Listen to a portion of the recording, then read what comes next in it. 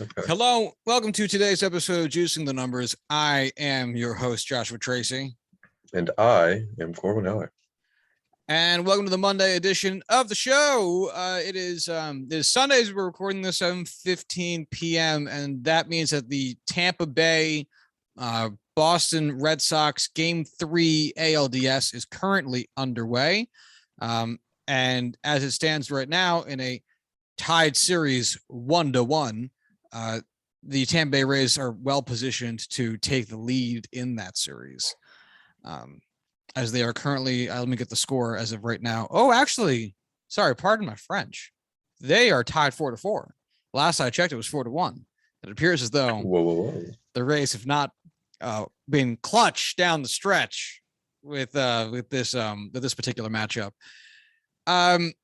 So in the first game of this series, the Red Sox got shut out. I think it was like, I don't know, 5-0, 6-0, some shit like that. Who cares? And I think they might have even lost 6-2. They might have gotten some late inning runs. Who gives a shit? They lost the first game by a paltry sum of sorts. Who, again, really cares? Mm-hmm. And then it was 5-0, by the way. Then in game 2, we had a shootout where the Red Sox ended up winning 14-6 in what was just a stunner of a game. And now it appears rather neck and neck at 4-4. Corwin, is there any surprises in there for you? I mean, can you be surprised in, single game outcomes, in the playoffs even? I can't say I'm surprised by anything. Intrigued? Sure. Interesting outcome? Sure. I'm not surprised. Well, and then, that's the tough part about, small sample size, single game shit. Because like you said, it doesn't, how much you're going to really get out of that. It's baseball. You don't use single game results for much in baseball, but I mean, the wild card. Yeah, but right. And, this is kind of the one time you actually do. I will say I am, because this is an interesting matchup based on how Corwin and I have talked about the Red Sox and the Rays all season, which is, boy, the Rays do pitch well, but oh golly, they don't really hit super great across the board anyway. And for the Red Sox, it's been more of, oh wow, look at them hit. Holy shit, can they hit? Oh boy, do they not pitch super well. And in game 1, I think that proved pretty well effective. The Red Sox got shut out, which would speak, highly of Rays pitching. And the Rays scored 5 runs, which is a solid number of runs. Nothing insane, but solid. And then game 2 flipped the script, and the Rays just got shelled. And the Red Sox pitching staff actually performed rather well. And seeing them neck and neck here, I'll put it this way, this has been a much closer series. Again, I know it's a 5-game set in fucking October, but it's been a much closer series than I was expecting, especially in terms of how these 3 games have actually progressed so far. Yeah, I'm trying to think if I'm really surprised by anyone in particular. I can't say I am. I mean, Wander Franco has been great. I don't want to say I'm surprised that Randy Arozarena is the best playoff player in baseball history, but he's in a small sample size of 22 games. He's really good. He's really what good. Did you think of, that's something we got. What do you think of the straight steal of home he had in game 2? Or was that game 1? How do you fuck. I don't remember. Let's call it game 1 because I think that makes more sense. Sure. I mean, how do you time it any better than that? I mean, that's just a guy with a high baseball IQ taking advantage of a pitcher who's not really aware of the situation, and he's really fucking good. As a left-handed pitcher with a speedster on third base, how do you not with a shift on, so the third baseman isn't really covering the bag very closely? Mm-hmm. How do you not even glance behind you? Why would you need to, He's fine. He knows what he's doing. He's back there. Yeah, he'll Because play you got to think respectfully. with the It's just a shift, game today, right? with a shift and a right-handed pitcher, which means that the pitcher is, his natural eyesight standing on the mound is at third base. With the shift on, you'll see some pretty monumental leads from batters on third base, in part because why not? There's no one holding them. And another part to try to, get a bulk out of the pitcher to do some type of deke move down the line. And knowing as a pitcher that there's a shift on, and that's likely the case behind you anyway, that there's just some guy halfway down the line as it fucking is. And for you to not even look, maybe it's just such a rare occurrence. No one thinks you're actually gonna do it. The attempted straight steal at home, but like procedurally, it feels like something you should still be checking. You know what I mean? Like there should be a routine. I mean, especially when there's no reason not to. What's the downside of just peeking over? Yeah, and I mean, like, not even like, even if you don't even assume he's going to steal, even just go like, all right, I forget which pitcher actually let this guy run. He looks like someone that they just like kind of plucked off of Lansdowne Street and then like recognized, put into a Red Sox uniform and was like, hey, you guy in the stands, you're pitching today. And he was like, oh, me? Thanks. I forget who he is, but he looks exactly like that. Because if I'm him and I'm standing on the mound, I would imagine pitchers have a routine of things that they think. And I would imagine that that routine of things, or at least who I am as a person, would be something along the lines of like, all right, stand on this part of the bag. Do I have a runner on first? No. Runner on second? No. Runner on third? Yep. I look. Yep. Still there. Whether I'm doing anything about it or not, like literally just like thinking to myself, is there anybody on base? Got a runner on third. All right. And then, whatever you got to do, make sure you got my grip right. Here comes the pitch, whatever, who gives a shit? Like I'd imagine that one of the series of thoughts that this person has is there a runner on base? Where are they? Let's take a look. And I guess he just didn't. I don't know. But it's something where like I now spend more time golfing than doing anything else in my free time. And if I'm standing over the ball and I'm setting up and there's just like, I forget to put my glove on, I don't set up my alignment. Like there's one like little thing I don't do, something I miss, something I just forget. That entire swing could be awful and it could just blow it up and it could just awful swing. It's golf. If you play golf, you understand. To some extent, I could see why he is so focused on delivering a good ball because of the pressure of the situation. He's not focused on anything else outside of that.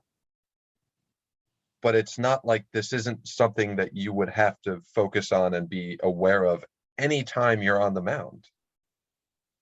There's no reason not to. And it's one of those things where it's like putting your glove on. It doesn't take anything away from the swing itself. It doesn't, it's just something you have to remember to do. It's right there. If you forget it and you fuck it up, there's no excuse for it. Just turn and look.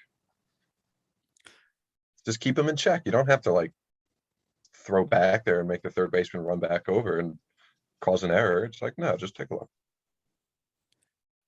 I wonder. So stealing home has to be the most obvious example of run generation from stealing bases, right? Because you are literally getting a run from doing it. There's no, I mean, I'm being a little overly simplistic. Like if you succeed, you have literally created a run. Whereas if you succeed stealing second from first, you are increasing the probability of scoring a run, but you haven't literally scored a run because you've only taken second base. Whereas if you steal home, you have literally scored a run. Speaking of Randy Arozarena, and speaking of how this game is now tied, it is because of a clutch double by Randy Arozarena with runners on first and third to tie the game. Randy Arozarena.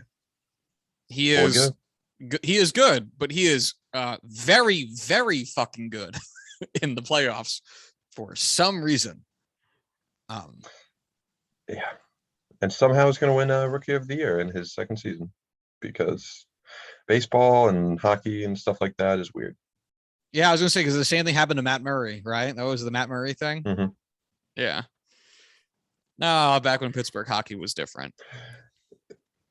One rookie of the year after winning 2 Stanley Cups. I know. God, what a fucking ludicrous stat.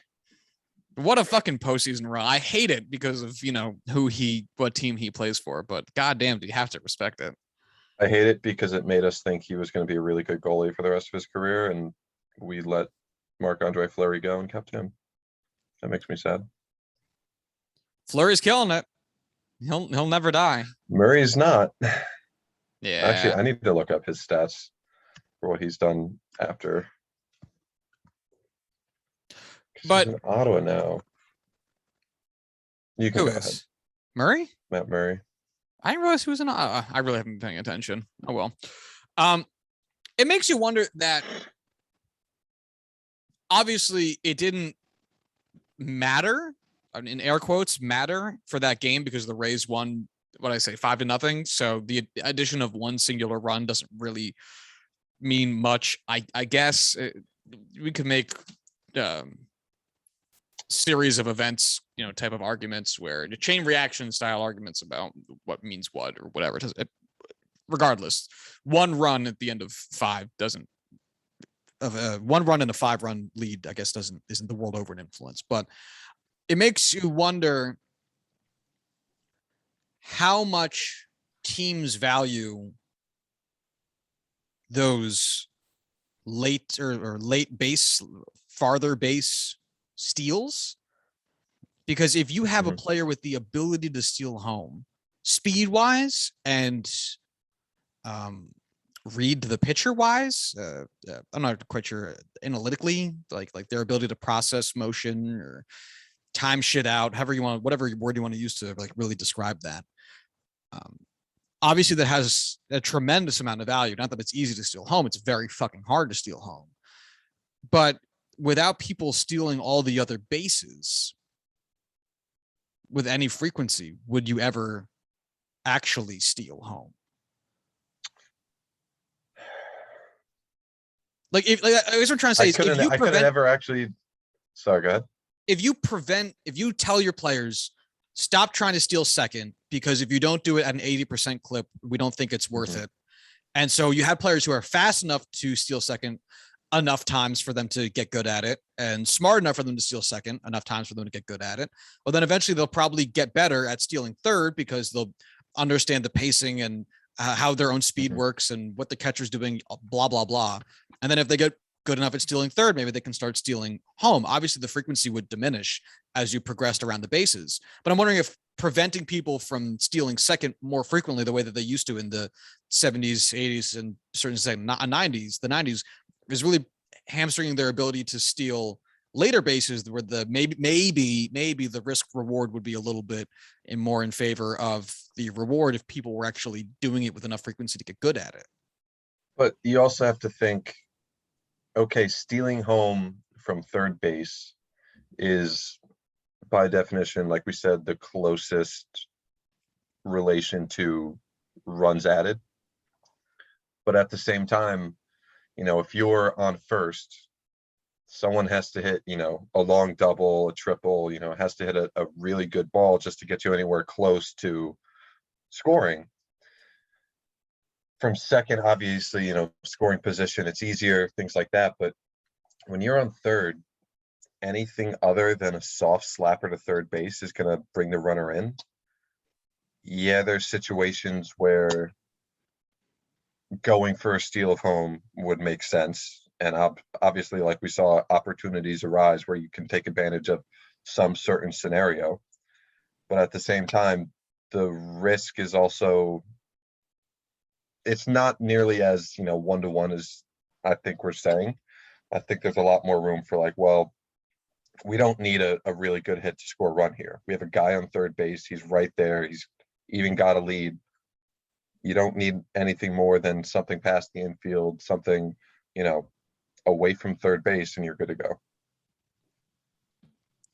I think that makes sense over the course of a 162 game season, because I guess the other point I'm trying to make with it is you're going to have to play, and every team does play small series games different than a season, because over the course of 162 games per person, that's 650 plate appearances, 200 innings, whatever, things will shake out the way that statistically speaking they are likely to shake out because you have enough of a sample size. Whereas in the playoffs, that's not necessarily the case. Like if you have a 10% chance of stealing home, and that might be super high, I have no idea. I have not looked, and quite honestly, I have no interest in finding out. That might be all well and good, so that you don't do that during the regular season, because you have a 90% chance of making an out, and you'd rather have the higher probability of scoring a run. But if it's game one of the series, or whatever, it's a 5-game set. You are desperate for a run. It's the 7th inning. You got a pinch runner in because your starting third baseman kind of blows. So you put in your speedster. He's on third. You got a shit bat up there. You got a lefty pitcher, some shit like that. Well, if the stars are aligning and you've got a guy who could steal home, it would make sense to do so. Obviously, the Rays having Arozarena do it or him doing it himself, whatever. I kind of forget a lot of the details of it because now we're talking like 4 days ago, and that might as well be 9 years. Who gives a fuck about that? But it's like if you don't allow your players to do the training wheels version of stealing home, are they ever going to get to the point where if you desperately actually need them to, or think that it could be advantageous to you in, again, a single instant, will they have the ability? You know what I mean?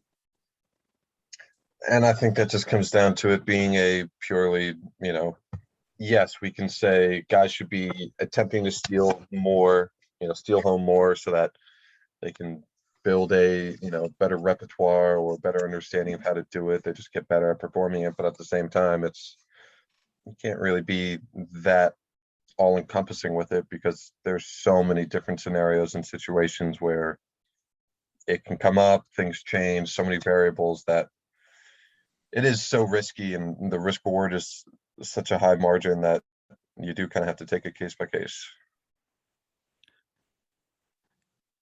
Which I think taking it case by case is exactly what you have to do with the playoffs. As we see, your favorite team, if they make the playoffs, or whatever team you happen to be watching, they will make pitching changes very, very quickly. They'll make defensive replacements earlier if they have leads to try to close out games more efficiently. You see all types of wacky shit, which is why I think, having, and for a litany of reasons, having more stolen bases, I think would generally be a good thing. But why having players do weird shit or riskier shit during the season might be more beneficial in the long run for single one-off instances, but I guess we'll see. Well, anyway, that's a long time spent on the Red Sox A series. Currently knotted at 1 game apiece. Again, you guys, if you're listening to this, already know how this game tonight goes, so that includes the game that we have later on tonight, starting in about half an hour here for us, which is the White Sox Astros series, or game, in which the Astros have a sincere chance. Well, not sincere. They have a very, very good chance of sweeping the series. They are currently up 2-0 after taking the first game of the series 6-1, and then taking the second game 9-4 after giving up an early lead to the White Sox and then rallying back en force to end up taking a lead, shutting down the Sox for the remainder of the game, and are now able to sweep with Garcia. What the fuck is Luis Garcia against Dylan Cease tonight, who has had a wacky season. All right, Corwin, let's talk hypotheticals here. I love hypotheticals. I can be proven wrong with reality, but hypotheticals last forever. That's right. I'm only hypothetically wrong, not actually wrong. The Astros win and sweep the White Sox. What does that mean for the White Sox? Say that again. Our hypothetical here is that the Astros win, sweeping the White Sox. What does that mean for the White Sox? Tony La Russa gets fired? Oh God, I wish. but I doubt it. I doubt it. I don't think anything changes.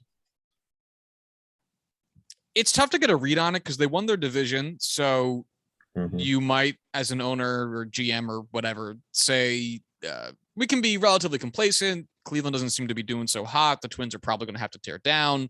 The Royals aren't good enough yet to worry about, and the Tigers are getting better, but they haven't proven they can turn the corner yet. Miguel Mhm. Cabrera keeps getting older, so maybe you can lie to yourself, but you'd I do every day. probably you'd probably be pretty reticent to do that because you saw how that worked out for both the Twins and Cleveland, and it worked out really fucking poorly for them. You kind of have to engage in an arms race every offseason just to maintain. Look at the Dodgers. Look what they do to just maintain. Granted, they're maintaining a 100-game pace every year, but still, they keep adding like nobody's fucking business. But man, to get swept in the playoffs. That's tough. Didn't That's really tough. didn't they get swept last season too? I thought only Minnesota got swept. Was that 2 seasons ago? That was 2 seasons ago. Cause I don't know. all right, hold on. I gotta know. Can you show me? All right, let's see. The White Sox. No, they won one game. Mm. They won one game. Oh, Minnesota also got swept, and Cleveland got swept. Oh my God! So 3 teams from the AL Central made it, and combined they won a single game, which I'm sure I knew last year and absolutely have forgotten. Oh my God, that's so bad. Actually, really funny. Yeah. It's Oh amazing my how quick God. Minnesota fell off.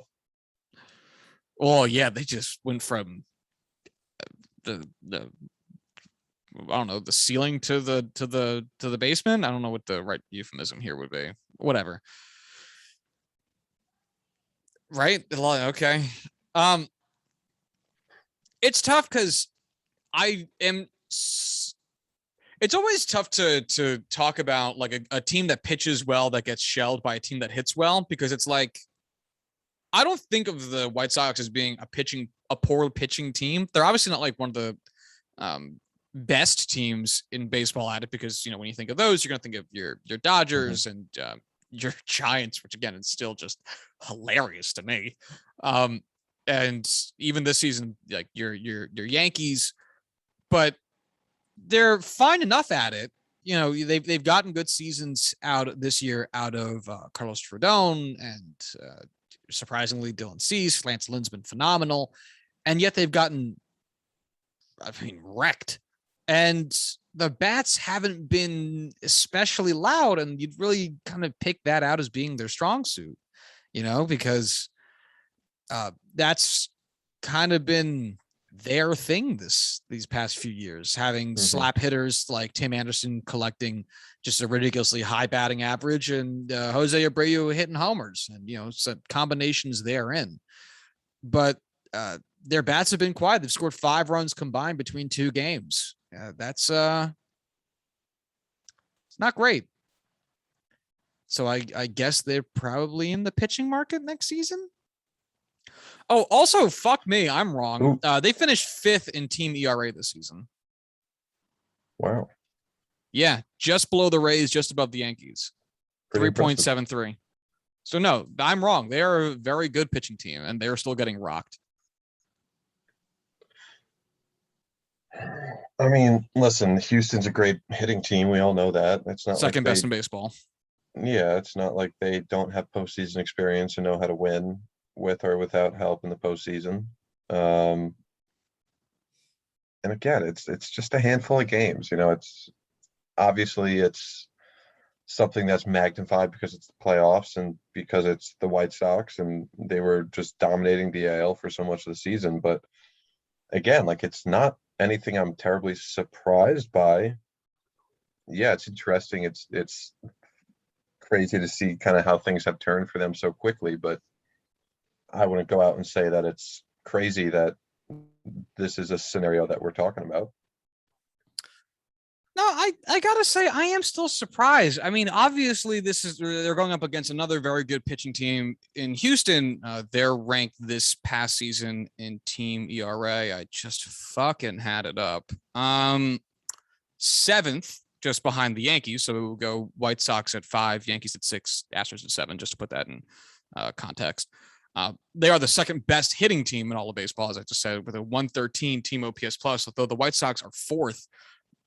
107. I know that the Astros have more weight behind their name at this point because they have been in the postseason every year for the past like 5-6 seasons. They won a World Series in that time. They made another World Series. They've been very, very good in the regular season. And the White Sox are still kind of the newcomers and honestly didn't do as well in a weak division as they probably should have. And that obviously contributes a little bit to these stats. Playing in the AL Central against shitty teams will obviously help your ERA be low and your OPS plus be high. But it still seems as though they could have been a little bit more evenly matched, at least on paper, than they have been in reality so far. Because, I mean, it is, I don't know. Again, like, I know you keep saying it's a small sample size, and you're right. Like, you're obviously right. But it's still, I don't know. It's just weird to see them not. Like I don't know. Maybe I'd be less surprised if all the games were lost like 5-3 instead of 4-1 and 9-4 or some shit like that. Mm-hmm. I'm going to be surprised if they get swept. Like if you had asked me which AL series would result in a sweep, Rays Sox or Astros Sox, I would probably have picked the Rays to sweep the Red Sox, and the White Sox at least made it mildly competitive, and they haven't. Yeah, if they do get swept, that's surprising because at the end of the day, there's a lot of teams that just don't stand a chance against other teams in certain series, and there's those teams more often than not find a way to win a game. The White Sox are favored. I think they're a better team, and Houston is still Houston. Don't get me wrong, but it would be surprising if Chicago can't even pull one out. Yeah. So, which is just disappointing too. I love my White Sox. I do like wearing socks that are white. I don't like It's a black shame. socks as much. All right, so then I guess let's direct our attention over to the National League, in which the fucking Dodgers have been facing off against the Giants, and the Brewers have been facing off against the Braves, which I think feels like the forgotten series, the Brewers Braves series, which is a shame because it's been rather competitive. But I guess we'll start there actually, and then work our way over to the Dodgers Giants series at the end. So both series is in the National League are currently knotted at 1 apiece. Both teams have shown out. The Brewers took game 1 of their series against the Braves in a 2-1 nail biter, as Adrian Hauser and Charlie Morton both had really phenomenal outings.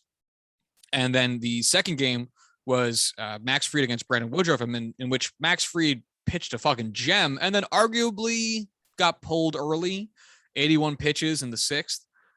But again, one understands to a certain extent early hooks in the postseason. You want to be aggressive with your bullpen management so that you're not leaving starters out for too long and trying to steal outs.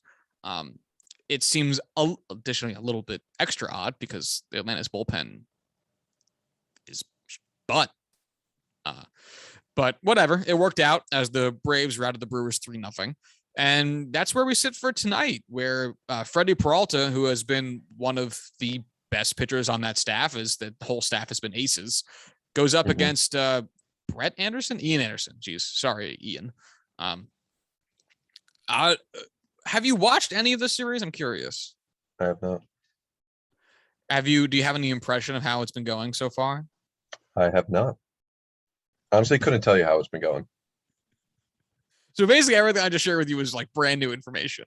And I'm telling you, I did not pay as much attention as I should have. That's okay.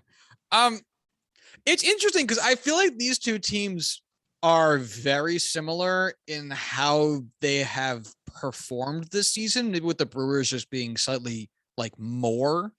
Because if you were to ask, so the Brewers have been a pitching first team. If we look at their ERA as a team, it was 3.5 over the course of the season, which is third best in all of baseball. The Braves finished actually just behind the Astros, so I suppose that would be ninth in baseball with a 3.88 ERA. So both teams good pitching staff. The Brewers just off the fucking charts with it.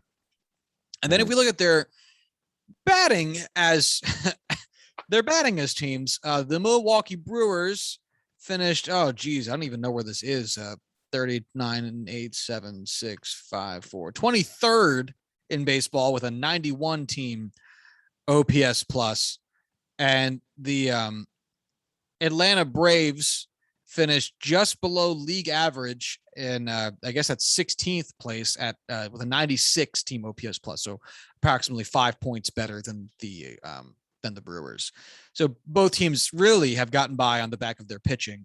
Both teams playing in relatively weaker divisions, and I mean it seems as though they've been tight games largely for that reason. Both teams can pitch well and really aren't great hitting, even over the course of a full season.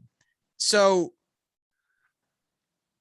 it's interesting that these two teams are facing off against each other because they feel so close. So it feels like whichever one makes it out, I guess, will be the better version of whatever they are.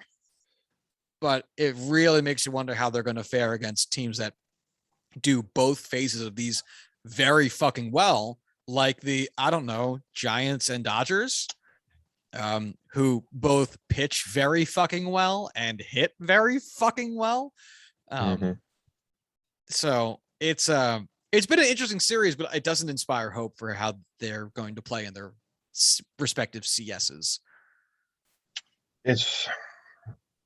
I see the Brewers as the team with more longevity in the playoffs, just because if they do have all three of their guys giving lights out performances, like all it took was, Max Fried to throw a gem and Brandon Woodruff to throw, one of his slightly worst less outings. than a gem. Yeah.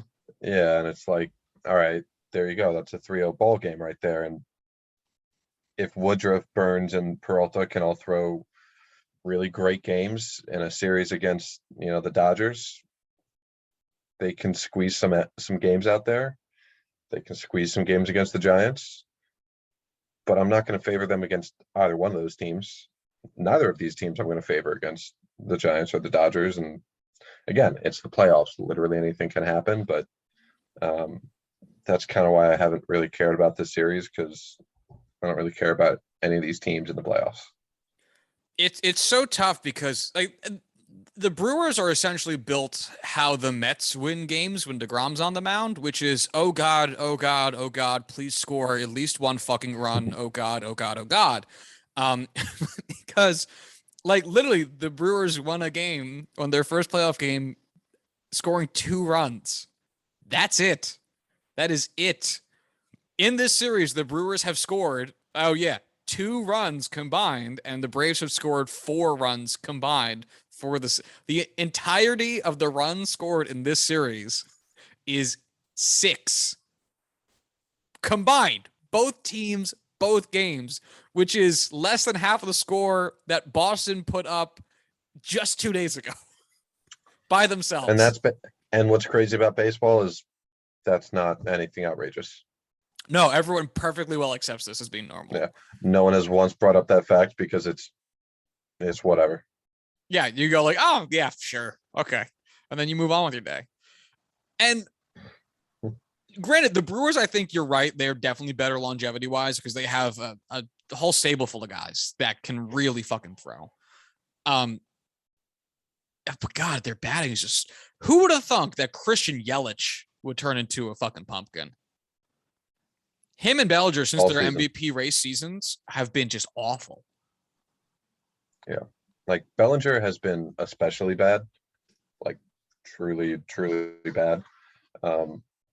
Didn't he have, like, shoulder surgery in the offseason, though? He did have surgery. He missed wasn't a Yelich decent chunk of the season. Coming back from injury as well? I don't remember Yelich's story. I think this was I don't think he went down for too long with injury this year. Let me look. Yeah, he played in 117 games this year. That's basically a full season. Yeah. What was his OPS? You asked me to guess? Yeah. I think it's gonna start with a 6. It's not that bad. Okay. 750. 736 as a 99 OPS plus. Wow. Oh my God. How many? I'm not even going to bother like making the question actually. So Christian Yelich home runs by season. We'll start with his last year in Miami, which was 18, which was fine. I mean, it was a 120 OPS plus season, which was the second best year of his career at that point. Then he goes to Milwaukee, 36 home runs, doubled his previous year's production, led the National League in batting average, slugging percent, OPS plus, and total bases, won MVP, right? The next year, 2019, 44 home runs. This time he led the National League in batting average, on base percent, led all of baseball in slugging, led all of baseball in OPS, led the National League in OPS plus, finished second in MVP voting. That was the year that Cody Bellinger beat him, I think. I'm not checking.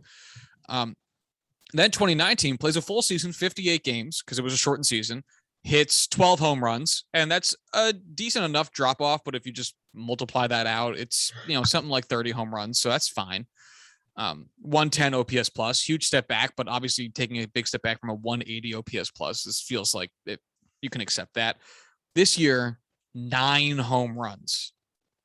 9. He hit fewer home runs this season in double the games than he hit last season. Just awful. I mean, his slugging percent at 373 is the lowest in his career by 25 points. And after since his first full season, it's his lowest by 30. It's outrageous. Yeah, I mean, he batted 205 last year, and he's batting 248 this year after years of 326 and 329, and being close to 300 or at least 280 every other year. His power's just gone. Because you're right. His batting average went up 43 points.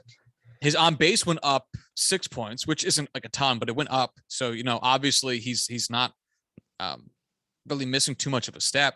And the slugging though just took a 60-point fucking nosedive. I mean, he's got 30 extra base hits the whole season. He doesn't even have 100 hits. That's outrageous. That's so bad. He has fewer extra base hits this season than he had just doubles in 2018. You combine his doubles, triples, and homers this year, and it's less than just his doubles in 2018. Man, that is just awful. It's a serious fall off. And it's not injury. I was thinking that in my head. He's played. He's healthy. Played enough.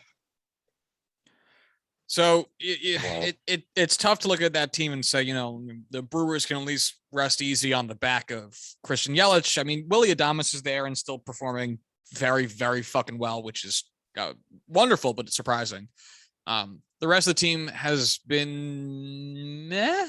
Avisail Garcia's had a very nice year. Luis Urias has had a nice year. Colton Wong's had a very nice resurgent year for him, but everyone else has been rather middling. Jackie Bradley Jr. on the verge of unplayable, being spared only because of his defense.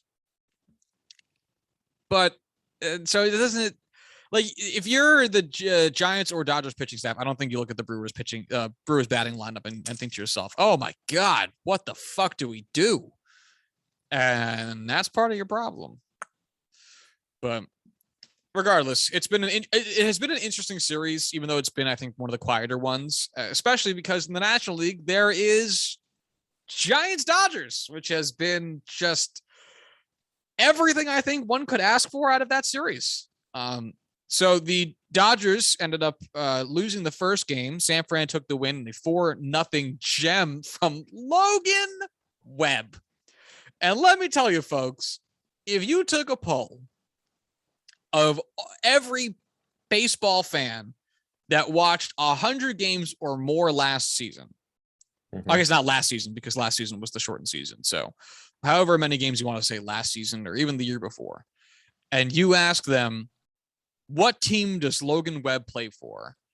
I am willing to bet you most people wouldn't fucking know. Have not a fucking clue.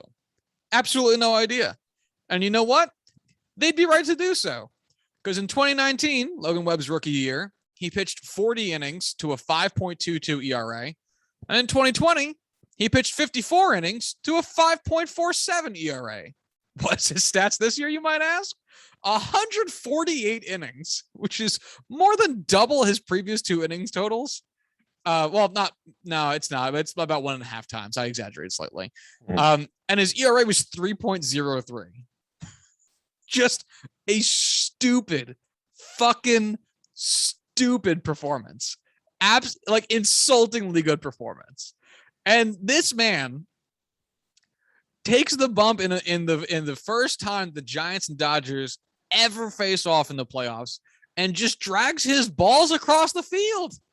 I mean, 7.2 innings pitched, 5 hits, no walks, no earned runs, 10 strikeouts. That's fucking it. What the fuck? Just an all-timer performance. Anything can happen in baseball. God, just an all. And he went up against Walker fucking Buehler. A name that everybody who watches more than 100 games a season knows, because he's very, very fucking good. He is a household name. He's the future of the rotation. He's the present, really. Yeah. Of that rotation in LA. And he lost to Logan Webb.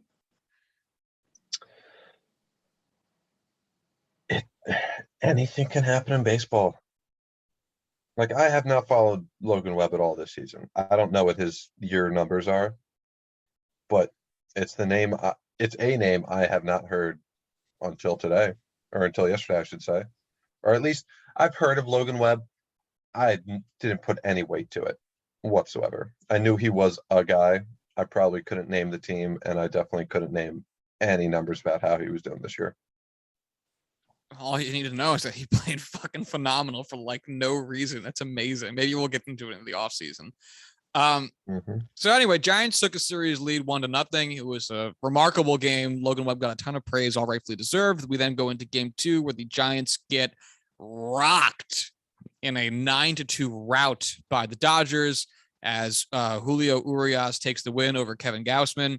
Now, Gausman ended up having actually a pretty decent game, all things considered, until he got into the 6th. By the time the 5th rolled around, the Dodgers were winning 2-1.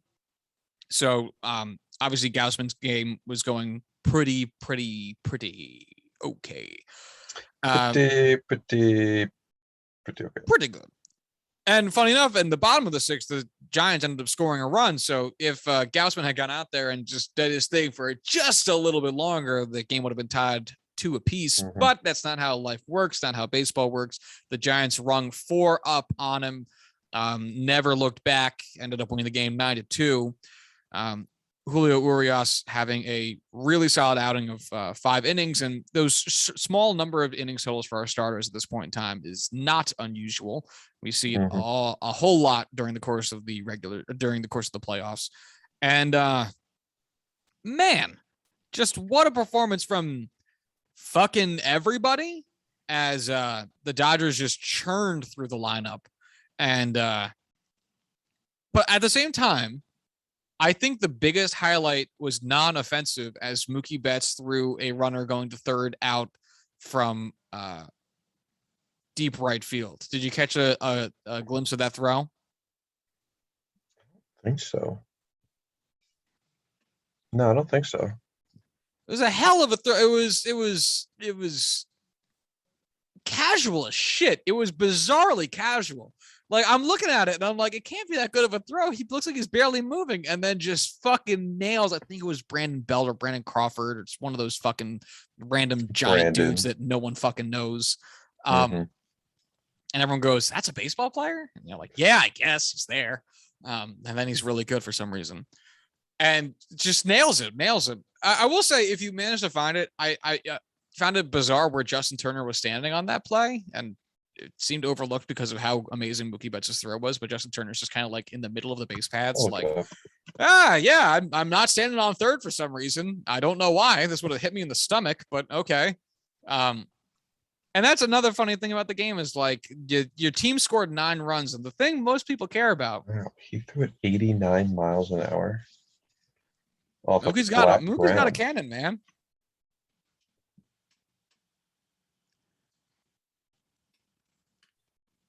I'm surprised he yeah, wow.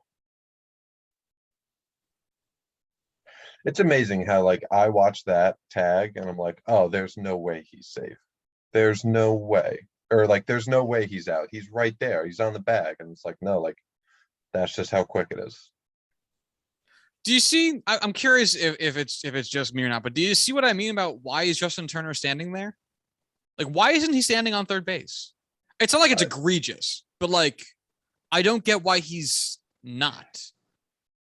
it's one of those things where I don't know enough about baseball to give my opinion on where he should be standing because I don't know where he should be standing. I would just kind of be standing there. I I don't know. Like it looks like he's almost positioned to catch. I'm just gonna say it's Brandon Crawford because I don't really give a fuck. Crawford in a pickle when that It was was. Wilmer Flores. Oh, okay. So I wasn't even. Yeah, I wasn't even in the right syllables. Okay. Mm-mm, Um. mm-mm. Again, it's the Giants. The Giants is an amalgamation of dudes you've kind of heard of before, and they won 107 games. And now Chris Bryant. But And Chris Bryant. Yeah. yeah. And like all the advertising marketing, like I've only ever seen Chris Bryant as like the player for the Giants, and it's like, and they got him at the deadline. Yeah. Like because there's just nobody else as like it was Mike Yastrzemski as like the face, but like he's had a good, not great year, I think. And I just find it hilarious how it's just like, yeah, we don't have anyone else to market on this team. We have to go Chris Bryant. A funny story I saw on Twitter the other day, I guess literally like yesterday, 2 days ago. The reliever for the Giants, Trevor Rogers, Yes. I think one of the Rogers. Well, he has a twin brother who's also a reliever for the Twins. Yes. Taylor Rogers. I might have him backwards. Yes. Who cares? So Taylor Rogers, the twin, went to the Giants game apparently the other night and was sitting in his seats, and people kept coming up and asking him why he was sitting in the stands instead of in the dugout. Right. That Which must is be fun. He's well, like, well, I don't have a good answer for you. but what's funny to me about that is that Because my team baseball. sucks and didn't make the playoffs. Oh, it's sad. What's funny to me is that your team well enough to know Tyler Rogers, right? But Mhm. you don't know the team well enough to know that he has a twin brother who's also a reliever in the game. I am fairly certain you do have it backwards. I think Taylor Rogers is on the Giants. I will say I do not respect twins and think they should just morph into one. It's like pick a lane, guys. I think they should both be traded. Gets traded to the Twins and just have them both be twins on the Twins for the rest of their careers. We talk about what would make baseball more fun and make it more interesting for more people. Rob Manfred mandating that those two guys have to play on the Twins would be a part of that. What would It's other for the good versions of of that baseball. be? So, all right. So all twins in baseball have to play on the Giancarlo Twins. Stanton and Aaron Judge have to play for the Giants. I was gonna say anyone over like 6'5", 6'6" have to play on the Giants. Fucking what else? Anybody Yankees. You can't be on the Yankees if you were born below the Mason-Dixon line. That include yeah, you can't have any foreign players on the Yankees because they're not Yankees. all Angels have to be Christian. All Angels have to be Christian. All Padres have to be fathers. You have to be a dad to be on the Padres. Uh, all Dodgers have to have dodged the draft. At Have to some have point in their outstanding lives. debts.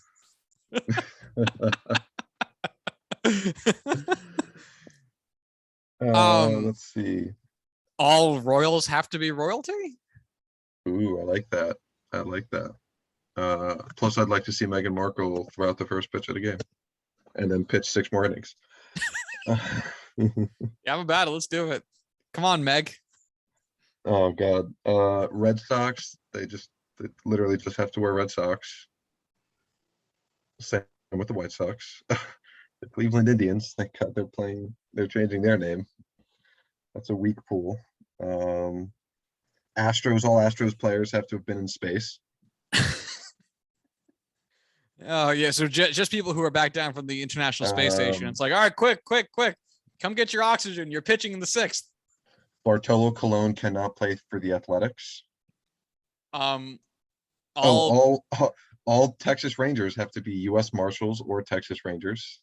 all Mets have to be from cities, metropolitans. All the Braves players have to be Native American or Brave or Sir Robin from Monty Python. All Phillies would have to be from Sir Philadelphia. Robin. The Nationals can't have any foreign players.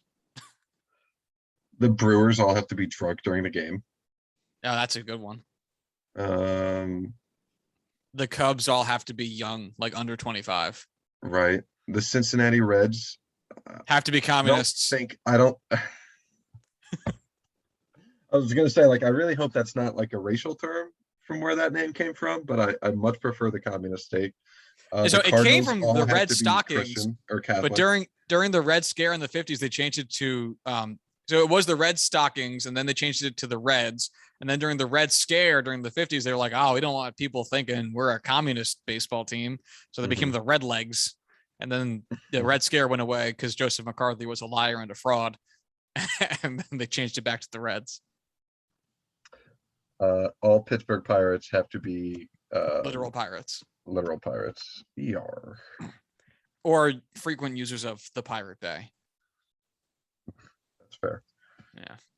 Hey, I can make a MLB roster now. Yay. Yeah, that was the only thing holding you back. It was. Yeah. Anyway, so for the Dodgers Giants series, just to loop this back so we can actually talk about football for like a hot second. Obviously, you know, with all the series, you say, I don't know what to expect because it's small sample sizes, it's baseball. It's not like football where you can talk about how certain people match up. It's so dependent upon variables that get shaken out over the course of 650 plate appearances, 150 innings, whatever. There is no way to predict what's going to happen with the Giants and the Dodgers. None at all. None. It is wholly unrealistic to expect literally anything. And that's what makes it so, because obviously I'm surprised that the White Sox are getting swept by the Astros a little bit, not like overly, a little bit, because I would have thought that they might have been able to string something together and take a game or so. But I'm not like blown away by the fact that they're getting swept. I am surprised a little bit that the Red Sox are putting up the fight that they are against the Rays, but I'm not blown away by it. I don't know what my version of that would be for the Dodgers and Giants series. Like, I have no, like, if one team got swept over the other, I would be just as blown away as if it went to game 5, or if every game was 9-8, or if every game was 1-0. Like, I have zero expectation for how this series could possibly be going. And so far, it's been phenomenal. The only thing that would have surprised me if one team swept the other. Especially Giants over Dodgers, just because while the Giants pitching has been very good all season, you know, to be honest, you know, those guys in that rotation aren't the same scary names that Dodgers have. Yeah, honestly, I hope it goes to 7 games or 5 games or 7 games. Just keep going. It gets to 5 and like, all right, guys, you've been good. We'll behaved well all season. We're gonna give you 2 extra games. Yes. Like a pizza party when you're in middle school. we're gonna take 2 games from the division series or the ALDS every year. The next series and put it for this one because people want to watch this series. They don't care about the Braves or the Brewers. We know you'll beat them. Of course. Now, I'm not trying to start anything here, but I'm just saying that the Giants haven't won a game since we found out who the Zodiac Killer was. I'm just saying. Allegedly. Tormented San Francisco. They had a great season. All of a sudden, they find out who the Zodiac Killer is, and San Francisco's like, oh, shit, gotta go. What are they hiding? What did the Giants know? What do they know? I have no idea. Has anyone seen Ted Cruz since? I think not. He's in the Caribbean. Just to drop off his wife and kids. God, fuck that guy. I fucking hate that guy. Oh man. All right. Yeah, it'll be wild. So again, as if you're listening to this, then you already know how the White Sox Astros game is going. The Dodgers, Giants, Brewers, and Braves, Jesus, are all off for the night because, well, I mean, they have no game scheduled. So there you go. As it stands right now, the Rays and Red Sox have not concluded their game since we started talking. They're currently in the bottom of the 10th. Ghost Runner's gone. That rule is officially dead. So you gotta score your runs the real way, the way the Lord intended when on the 7th day he created the 3 bases. Praise be. And God said 3 strikes, you're out. So I guess we'll report back on it in a moment. Well, Corwin Heller, let's talk some football, if you don't mind. Sure. Tell me about your Steelers. I have no idea. What did they win today? Did they lose today? What did they do? They somehow won today off of a very good game by Chase Claypool and Najee Harris. They suck though. They're really just really bad. Defense is great. Don't get me wrong, but boy, Big Ben is a tough cookie or a tough pill to swallow at this point. He was who everyone else said he was, and my fandom has blinded me. So what do they do for the rest of the season? Just skate by? Figure out how to run the football and, skate by on that defense and figure out how to get Big Ben to complete passes down the field. Like, I know we're only 4 games into the season, five games into the season. I mean, do they have a shot at the playoffs, though, with how well the rest of the division's been playing? I know that the Bengals also lost today. I didn't look at the other teams. I was busy. Browns, I believe they lost a nail biter. And I don't think the Ravens have played yet. Bengals lost in overtime, which I actually did watch that entire game, and it was absolutely hilarious. The Browns lost 42-47. What the shit? Yeah, quite the game. The Chargers really came back too. 26 points in the 4th. Oh my god. Yeah. What the shit? Oh my god. How do you survive after that? They didn't have a single They better turnover patrol either. The bridges in Cleveland. Oh my god. Not a single turnover by the Browns. Wow. 47 points. Wow. God. Chargers. Yeah. Good. Oh my God. The Chargers 7-6-8, and then the 4th 26. Oh my God. How do you defensively collapse that bad? They're the Browns. I know they're the Browns, but we're talking 5 possessions. Really, probably 6 because it's 3 touchdowns and 2 field goals out of the match. All right, I'm gonna have to dig into this because I refuse to accept this. Sure. Not right now, like later. But holy shit! Wow. 26 in the 4th. My God. I mean, so 41 points happened in the 4th quarter. So no one was playing defense. Oh, for sure. All right. Well, fucking anyway. 3 for 3 on 4th down too. The Chargers. Statistically, that's just so improbable. Both teams had 68 total plays. Wow. Wow, wow, wow. Wow. My Jets lost today against the Falcons. They fall to 1-4. I will say these Jets losses feel different. And I was trying to think about why after they lost, because luckily they lost early, so I still had the rest of my day. Mhm. Because we had the London game, so the game was over by like 12:30. And they really, I might have to double check myself, but it feels like they're not taking a lot of penalties. And so while obviously they're still losing the games, and that is what matters the most at the end of the day from gauging team success, if we're talking about making coaching changes and how that affects a team, the idea that the Jets maybe aren't taking as many really bad penalties is probably a good indicator if the talent on the roster isn't there for them to actually be getting a lot of wins. So currently the Jets have taken, all right, so they have taken a decent number of penalties. They are 10th, I guess actually tied for 7th in the NFL in terms of penalties taken, 28 penalties.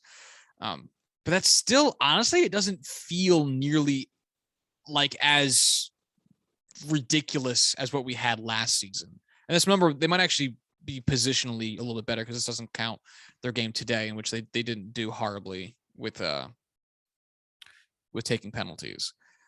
And if the Jets have another pretty abysmal season, and I don't know, let's make up a number. Let's say they go 4-13. Who cares? Mhm.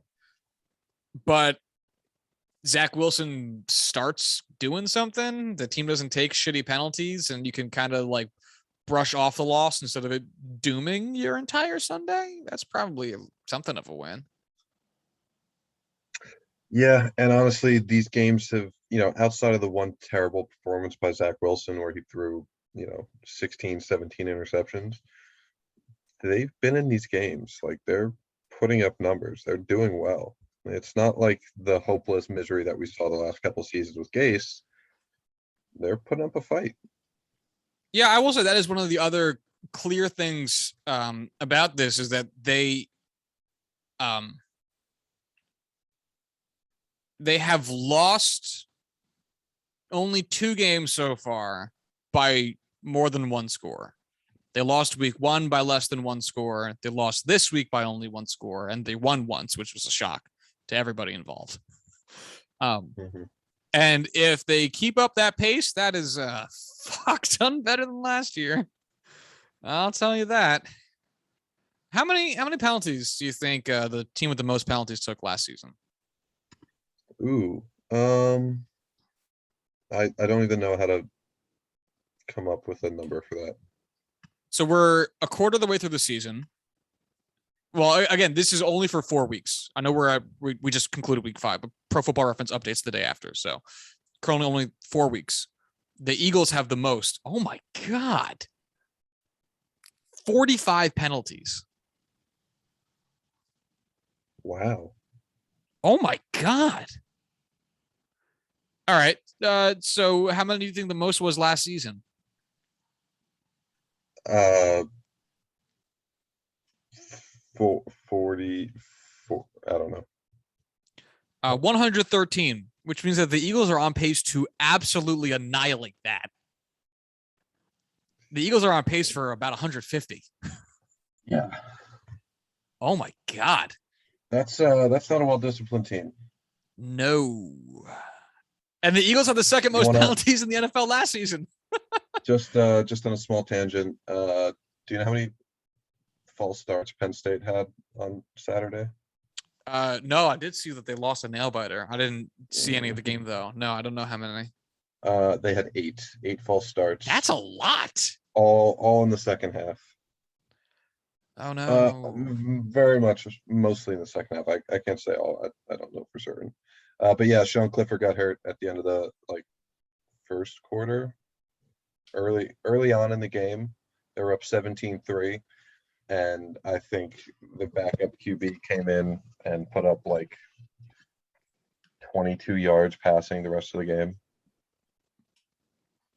I gotta That's look up the stats. less than ideal. Yeah, Penn State didn't allow. They allowed 1 touchdown the rest of the game.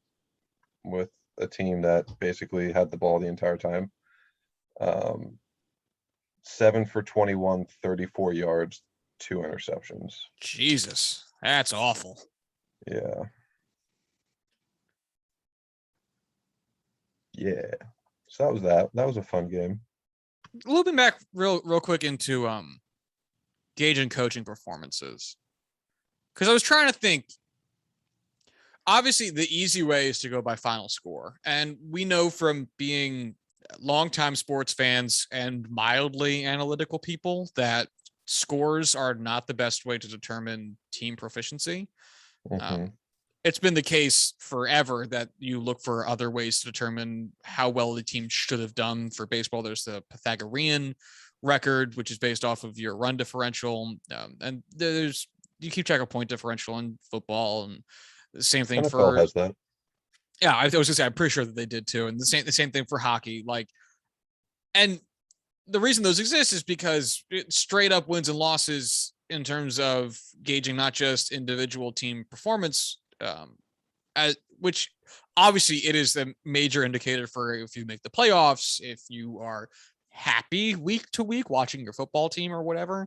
But if we're talking about progressive successes and like the games within the game matters, it's not perfect. And I bring that up again because if you look at the Jets, like I feel better with Robert Saleh right now, even though we still haven't had too much on-field success. And I feel better with Zach Wilson right now than I did in the beginning goings of Sam Darnold's tenure here, even though he has been a turnover machine. And I'm not really sure as to why yet anyway. So I'm going to be interested in trying to figure that out as I watch more of these games. Mm-hmm. I think Salah has shown nothing but positive things throughout the season, and there's no signs pointing to him not being the right guy for this job. I do want to see him be bolder. That's my only thing. Like today, he kicked a field goal with the Jets down 10 with I think like 30 seconds left to go in the game. Mm-hmm. And look, we weren't winning the game. We're down by 2 possessions and there's fewer than a minute left. Less than a minute left in the game. So for me, I would rather you be like, hey, I don't remember when they got the ball. I just remember it with they kicked the field goal with very little time left. So for me, I'd rather be like, look, let's go out there, run a 2-minute drill. Let's score this touchdown. And even if we think about it strategically, it would make more sense to go for the touchdown now, because if it, for some godforsaken reason, you were actually able to get the onside kick, well, then you don't have to go very far to get to field goal range, or at least Hail Mary field goal range. So you think it would, like game theory wise, make more sense as well. But they opted to kick the field goal, which felt like I want to keep this point differential small because I might have a reason to do so for keep my job or I'm hitting an incentive or whatever. And I would rather, and there's a bunch of like little smaller decisions in the game there like that. And I think my only thing, especially with a team that is trying to improve, is that you stress test them a little bit more. But I guess that comes with time. Yeah. I think it's also a lot of trust. If you trust your offense, you trust in your defense, you can put them into tougher situations, and you're not going to take the safe approach, or you don't have to. I can't say you would choose to do so. That's still up to Salah. Right. And that's why I am glad. Like, I'm so totally fine with Zach Wilson throwing the number of interceptions he's thrown this year so far, because I remember distinctly how much Gase and company would run the ball when Darnold would have had a lot of interceptions in either one game or in a string of games. And it's like, look, he's not going to progress at all if you don't give him the option, the ability to, run through progressions in game, make difficult throws, find out the defensive backs. Yes, we'll get there. You might have gotten away with that shit in college. No. This shit's getting caught. And adjust from there. But he's never going to catch up to the NFL speed if you don't do that. So I'm totally fine with Zach Wilson throwing like 9 interceptions a game, as long as something comes out of that. Hey, guess who has the record for most interceptions in their rookie season? Is it Peyton Manning? Yeah, it's Peyton Manning. I'm not saying if you throw a lot of interceptions in the, your rookie season, you're gonna become Peyton Manning, obviously, but at the same time, Nathan Peterman furiously taking notes. right? And he had a couple games there. No, he didn't. Don't lie. He had no games of great success. Oh God. Yeah. Well, yeah. I will say the Jets were encouraging, but I feel bad. I have not watched a lot of football this year. Like, because usually I am same. glued in front of the TV for the other teams, and I'll be like, the fact that I watched the Packers Bengals game, really was luck more than anything else. Mm-hmm. It just happened to be there while I was like on my couch. Yeah, I'm just usually golfing. I'm also an adult, so I have to work full time and don't have time to do normal things on weekdays. So now I'm stuck doing everything. Oh, dude, those weekday games are not getting watched, especially not during baseball season. Like if I'm going to stay up till 11 to 12 o'clock at night to watch a sporting event, and it's between regular season Titans Jags or postseason Dodgers Giants, man, that shit is a fucking no-brainer. Mm-hmm. I would agree. So, who do your Steelers got next week? The Seahawks, potentially without Russell Wilson. All right, give me a score prediction. Let's do this to keep ourselves engaged with our teams. I think if Russell Wilson plays, the Steelers lose. Oh no, he's not playing. Yeah. He had surgery. I forgot that it's a definitive thing. I'm still thinking of Sean Clifford, who may come back next week. Man, Geno Smith did look good. I'll say that's a hilarious sentence. I know. He really did, though. I'll say the Steelers win 24-20. MVP of your game? Najee Harris. TJ Watt. Oh, actually, sorry. The next week the Jets are on a bye, so I actually can't even do this. All right, so we'll fuck yourself. Oh, hey, I'll watch the Steelers game then. That'll be my commitment. Give me a score prediction for the Steelers game. All right, so they're playing the Seahawks in Pittsburgh or in Seattle? I don't know the answer to that. All right, hold on. Let me pull it up. I have the NFL app open, which feels like it's the slowest it has ever been in my life, to the point where it just closed. Thanks, NFL app, you fucking jackass. All right, let's go to the let's go to NFL.com. Seahawks is in Pittsburgh. All right. Man, fuck. The Seahawks have had a weird year so far. Yes, they have. It has not been stellar. They're without their it has not. bread and butter quarterback, but the Steelers have also been bad. All right, if you're picking the Steelers, I guess I'll just de facto go the other side. Since I'm not strongly convinced either way. I'll say the Seahawks I'm going to say this is going to be a slop fest. So I'll pick a score of 17-14. Okay. I would be hurt, but I wouldn't be surprised. The story of Corwin Heller. Yeah. I'll be hurt, but not surprised. All right. So then I guess that's that. You and I are watching that one. We should pick a game every week to watch like this or some shit like that to force ourselves to try to stay slightly on top of the league that we pretend we're supposed to talk about. Oh yeah. Give me something else now I'm obligated to do. I mean, the most prep you've done for the show in years. Yeah, man. I got other shit to do. Yeah, I know. All right. Well, let's wrap it up here. If you want to follow the show on Twitter, you can do so at JoosingPod. If you'd like to follow Corwin on Twitter, you can do so at Corwin Heller. If you'd like to follow myself on Twitter, you can do so at Joshua D. Tracy. If you'd like to send emails to the show, you can do so at juicingthenumbers@gmail.com. Loved having you. And until Thursday, y'all have a good one. Bye.